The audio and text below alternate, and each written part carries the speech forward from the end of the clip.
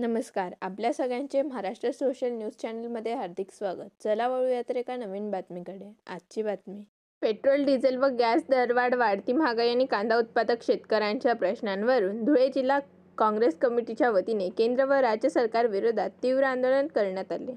यावेळी काँग्रेस कार्यकर्त्यांनी घोडागाडीच्या माध्यमातून अभिनव आंदोलन करत सरकारचा निषेध नोंदवला. इंधन दरवाढीमुळे सर्वसामान्य जनता व शेतकरी आर्थिक संकटात सापडल्याचा आरोप करत काँग्रेसच्या शिष्टमंडळाने जिल्हाधिकाऱ्यांना निवेदन सादर केले.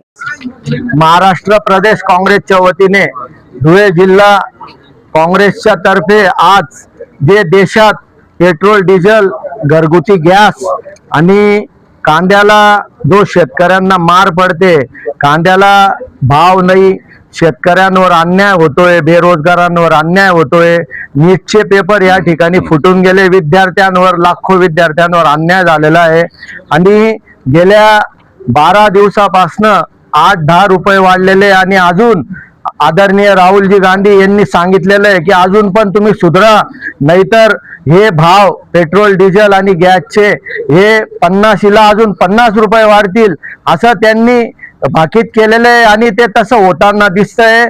त्यांना लाज वाटते केंद्र सरकारला म्हणून 2-2 रुपये वाढवत आहे, पण हे पुरे वाढवणार आहे तर हे विरोधी पक्षांची तर जबाबदारी आहेच की त्यांना विरोध करायचा. परंतु देशातील नागरिकांनी आज आपण आपल्या जिल्ह्यात आंदोलन करतोय तर किमान आपल्या जिल्ह्याच्या नागरिकांनी सुद्धा जागरूक राहिलं पाहिजे आणि त्यांनी आवाज उठवला पाहिजे. विद्यार्थ्यांनी आवाज उठवला पाहिजे, शेतकऱ्यांनी आवाज उठवला पाहिजे, गृहिणींनी आवाज उठवला पाहिजे. आज सिलेंडरचे भाव गगनाला भिडलेले आहेत.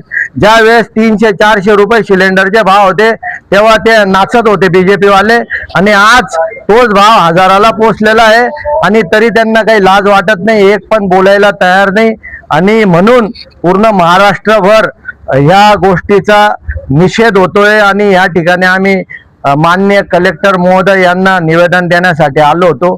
आम्ही त्यांना निवेदन दिलेलं आहे आणि त्यांना आमच्या भावना कळवलेल्या आहे, नागरिकांच्या भावना कळवलेल्या आहे आणि ह्या भाववाढीचा आम्ही तीव्र शब्दात काँग्रेस पक्ष निषेध करतो. बातमी आवडल्यास चॅनलला लाईक व सबस्क्राईब करा व दररोज अशा नवनवीन बातम्या पाहण्यासाठी चॅनलला फॉलो करा. धन्यवाद.